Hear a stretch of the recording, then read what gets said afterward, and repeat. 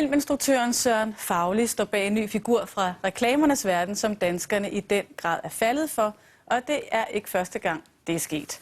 Fauli instruerede nemlig også den enfoldige Polle, der havde sin hverdag i den lille fynske landsby med det mundrette navn Snerve. Ligesom han gav os Jørgen, der som bekendt gjorde sig i franske kartofler. Og nu har danskerne så taget Faulis nyeste karakter til sig.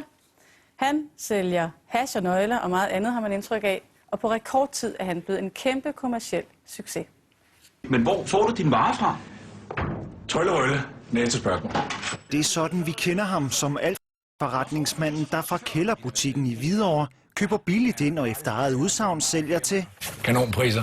når ikke der altså lige handles med Hash og nøgler. Den der grove karakter er jo lavet mange gange. Den der rocker, der ligesom et eller andet, ikke? Men når han så lige samtidig smiler ind i kameraet, ikke?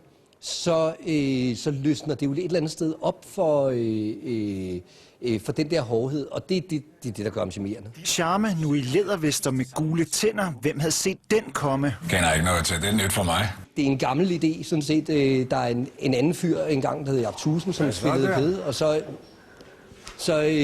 baby. Det er sgu da ham der chokolademusviten, er det ikke? Det hed Hvad så der? i egen høj person. Det der, ja, du er fra TV2, sådan der. Ja.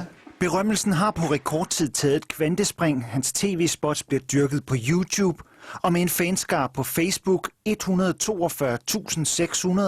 Den kører derudad. Hvordan holder du dig så smuk og lækker?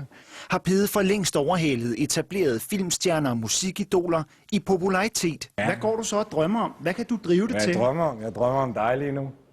Og kunderne, der køber ind hos konkurrenten, kan lide ham. Jamen, det er måden, han præsenterer det på, ikke? Altså, den type, man har fundet frem til.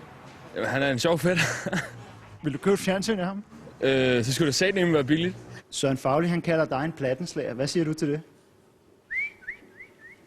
Er der nogen, der kan høre chokolademusviten?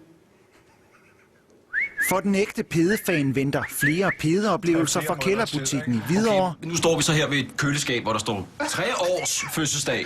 Ja, det er nok fordi ham, der har bestilt den, ikke? Han er 3 år gammel. Det er jo alle fejlene, der gør os menneskelige, og det er jo fejlene, vi kan identificere os med. Og det er også det, vi kan lide ham. Ja, det vil jeg sige, det er helt klart. Over til jer derhjemme i studiet. Ja, tak skal du have, Pede, og så kan jeg sende den direkte videre til dig, Anders. Ja, det er en hård en at få lige der, men i hvert fald i morgen får vi isende koldt vintervejr hen over Danmark, og det er især hen over den sydlige del af landet med